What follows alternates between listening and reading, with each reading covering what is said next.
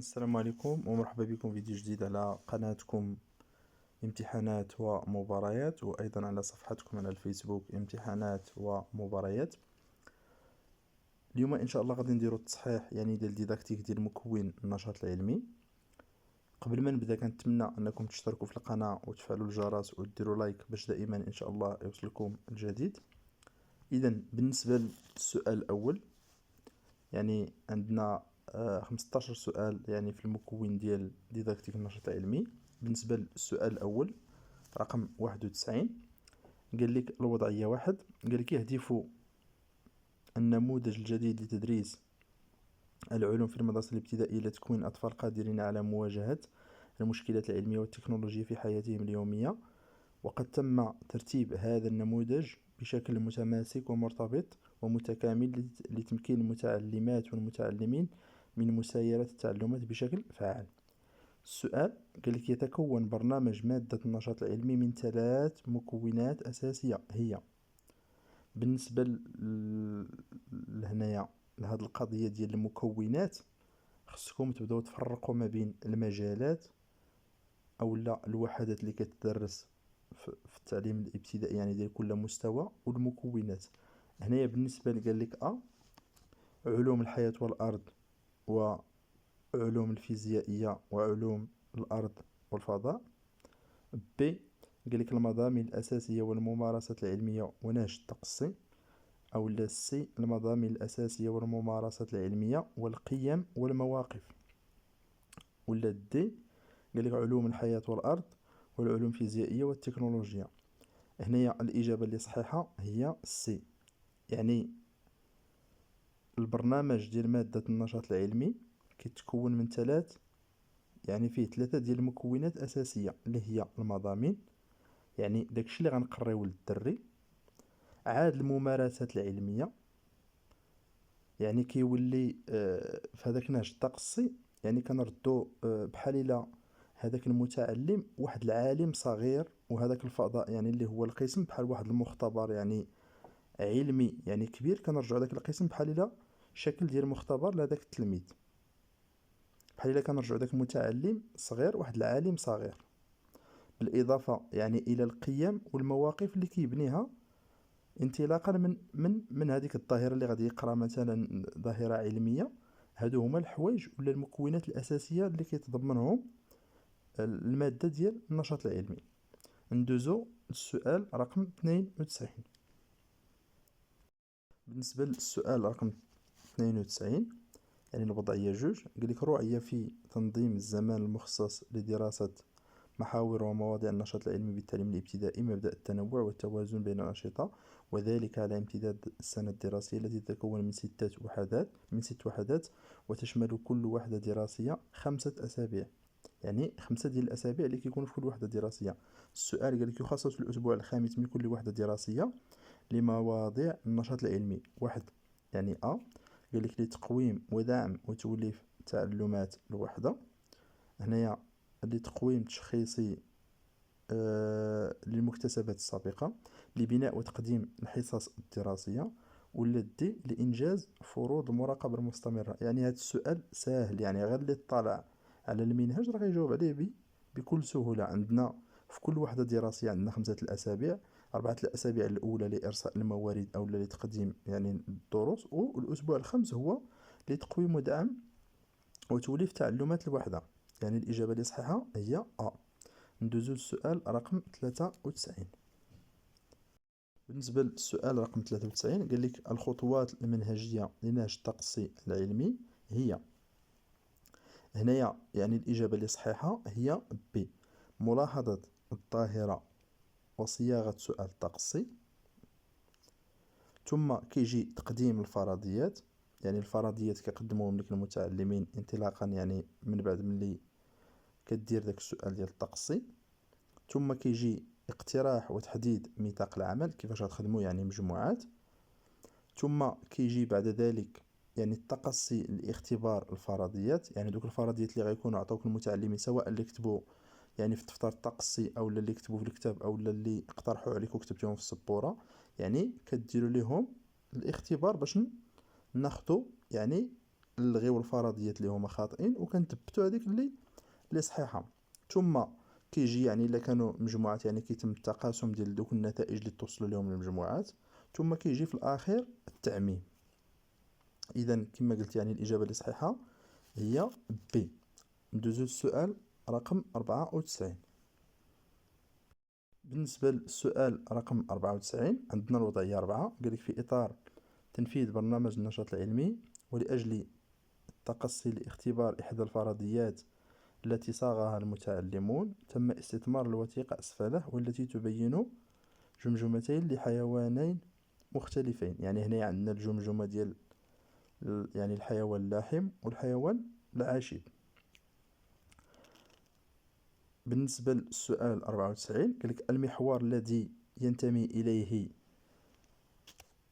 هذا النشاط هو، يعني واش دور حياة الكائنات الحية يعني التكاثر الوراثة والأنظمة البيئية، ولا بي صحة الإنسان والتفاعل مع البيئة، ثم تاريخ الأرض وتطور الكائنات الحية، ثم دي خصائص الكائنات الحية ووظائفها الحيوية وتفاعلاتها مع البيئة.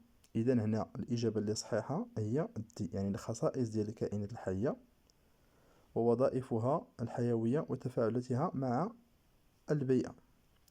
ندوزو للسؤال رقم 95.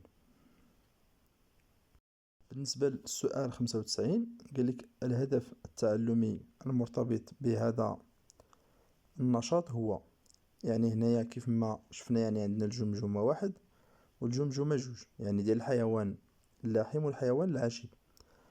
هنايا قالك ينجز نموذج لفك أسنان حيوان لاحم أو حيوان عاشب.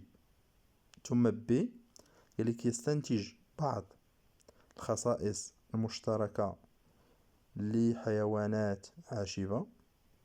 ثم سي قالك يصنف الحيوانات حسب نظامها الغذائي. ولا دي يكتشف بعض الحيوانات لها قرون وأخرى لا تتوفر على قرون.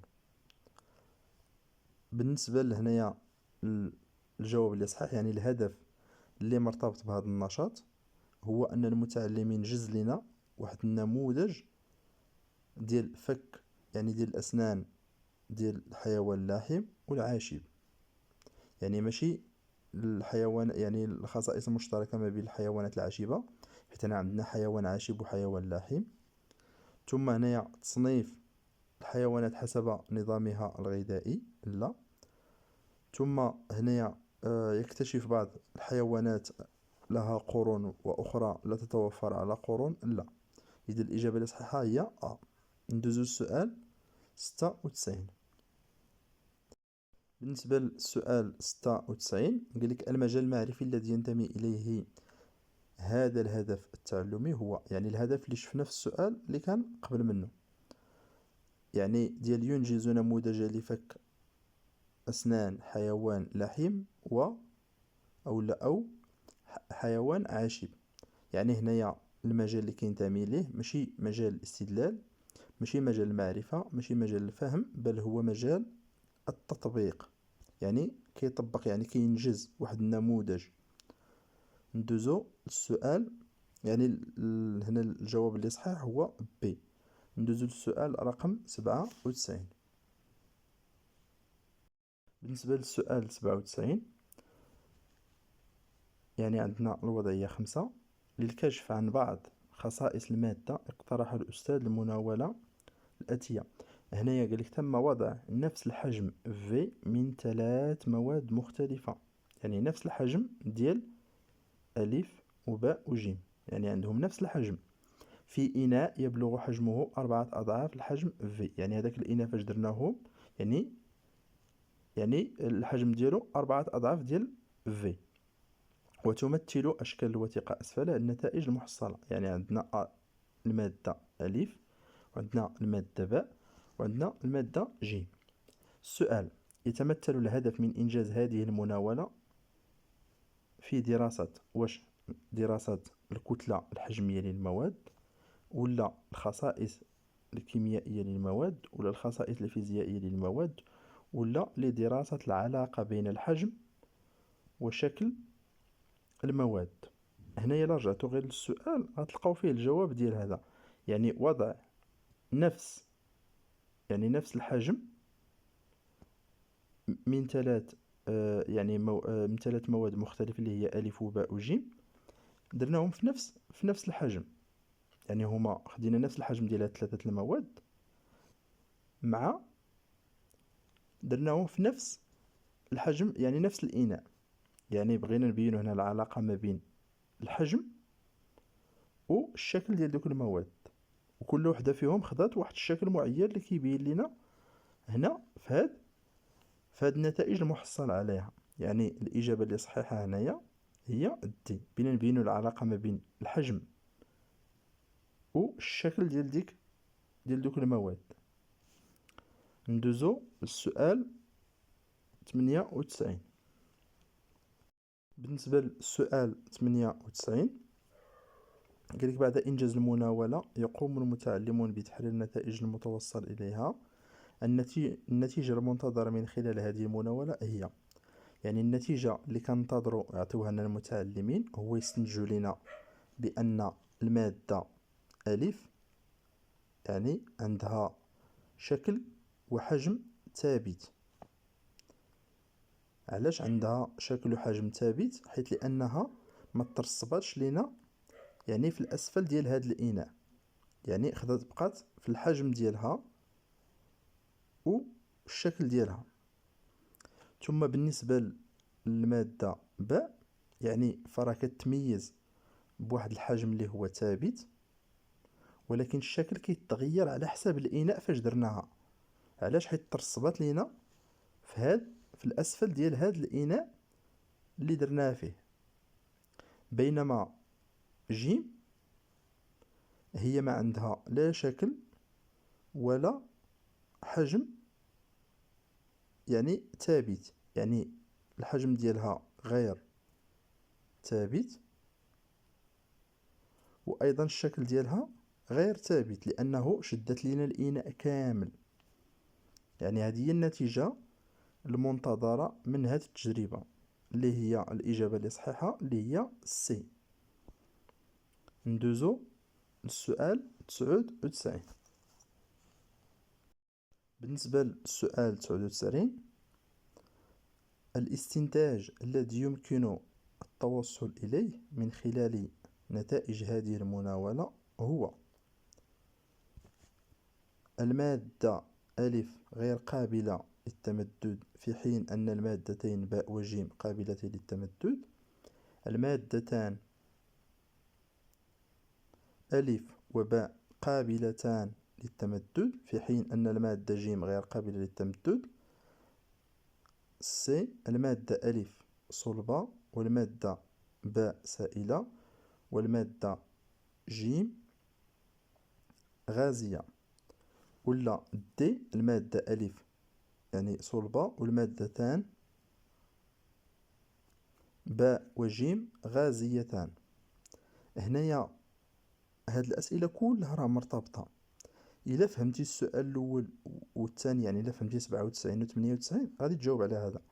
أو لا بالأحرى إلا قريتي الأسئلة مثلا في الأول ملي غيعطيوكم الورقة، ملي غتقرا 99 غادي تجاوب اوتوماتيكمون على 98 صحيحة وغادي تجاوب على 97، حيت بطريقة غير مباشرة بحال إلا كاين الجواب ديال هذا السؤال 98 كاين هنا في 99.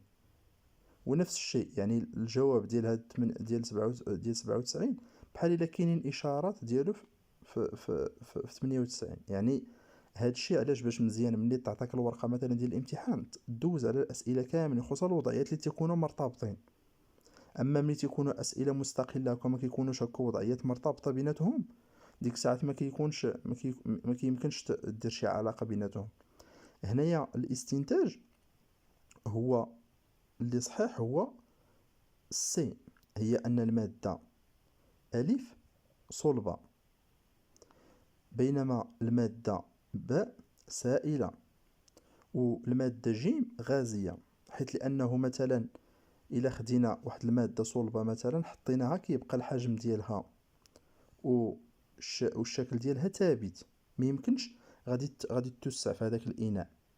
بينما الا خدينا شي ماده سائله فهي الحجم ديالها راه ثابت، ولكن الشكل ديالها كتاخذ لينا الشكل ديال الاناء فاش درناه.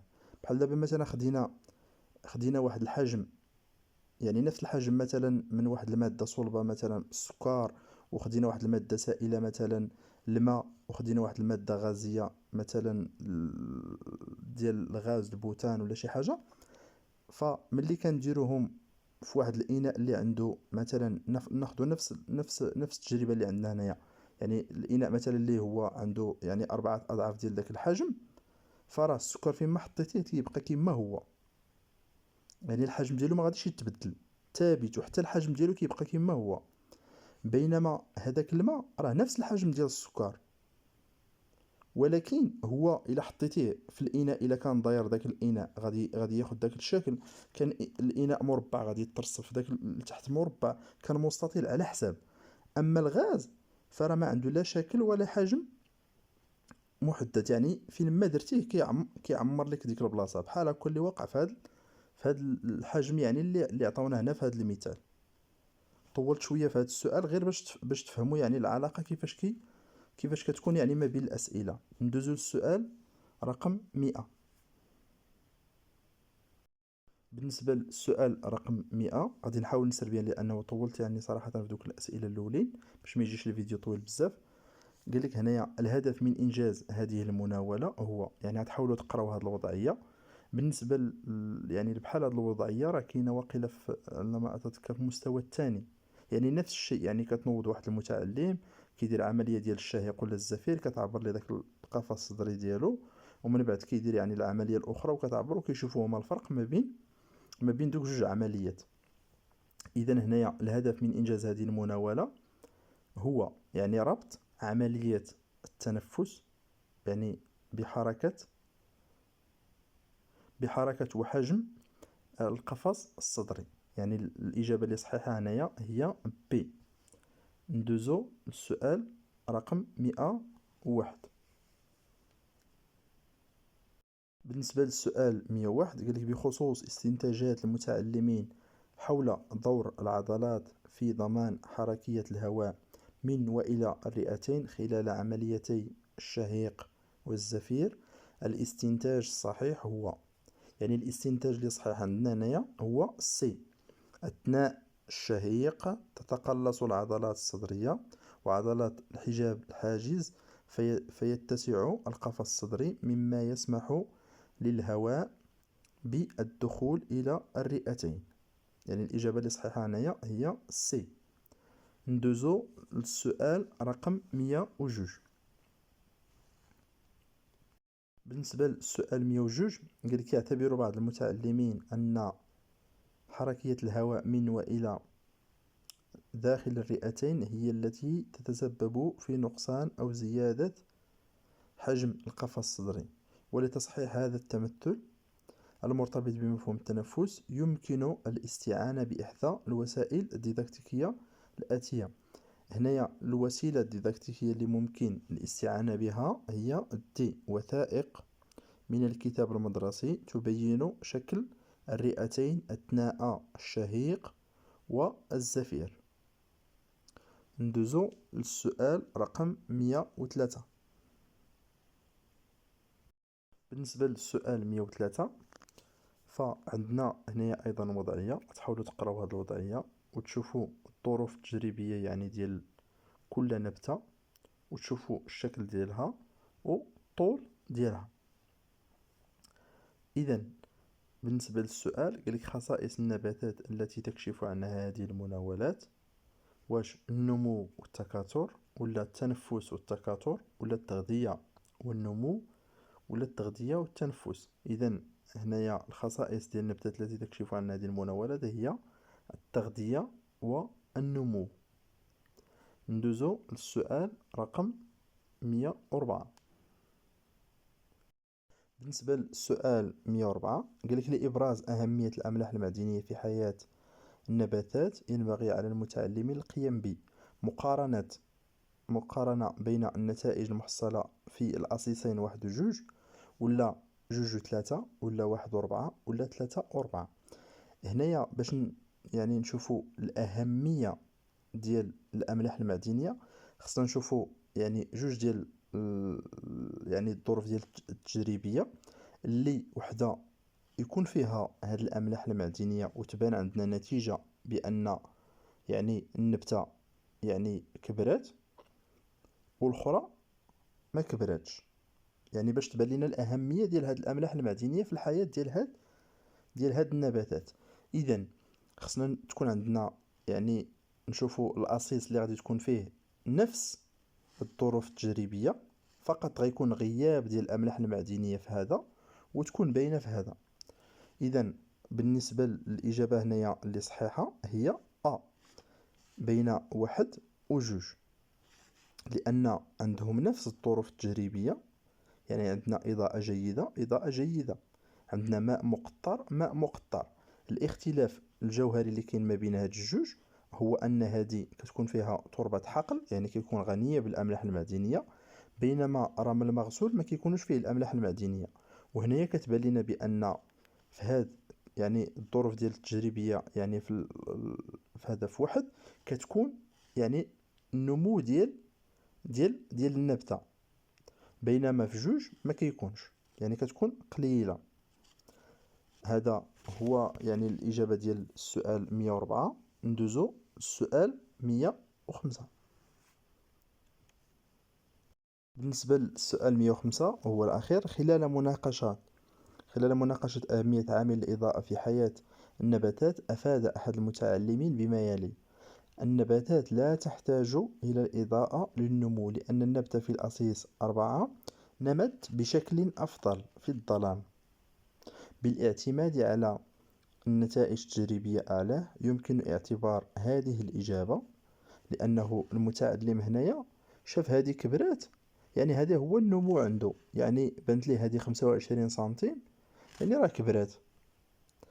هنايا قال لك صحيحة لكونها توافق النتائج التجريبية، خاطئة لكونها لا توافق النتائج التجريبية، سي صحيحة لكونها توافق المستوى الإدراكي للمتعلمين، ثم دي خاطئة لكونها لا توافق المعرفة الأكاديمية.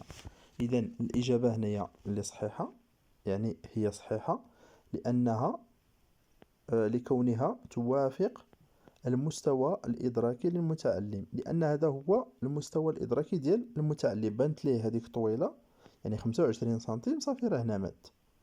يعني الإجابة اللي صحيحة هنايا هي سي. وهكذا كنكونوا وصلنا لآخر الفيديو ديال اليوم. كنتمنى أنكم تكونوا استفدتوا، وما تنساوش تبارطاجيو الفيديو مع الإخوان ديالكم باش تعمل فائدة إن شاء الله. واللي عنده شي تساؤل أو شي حاجة ما فهمهاش يحاول يحطها لنا في التعليقات، وإن شاء الله غادي نجاوبكم عليها. بالتوفيق للجميع، والسلام عليكم ورحمة الله تعالى وبركاته.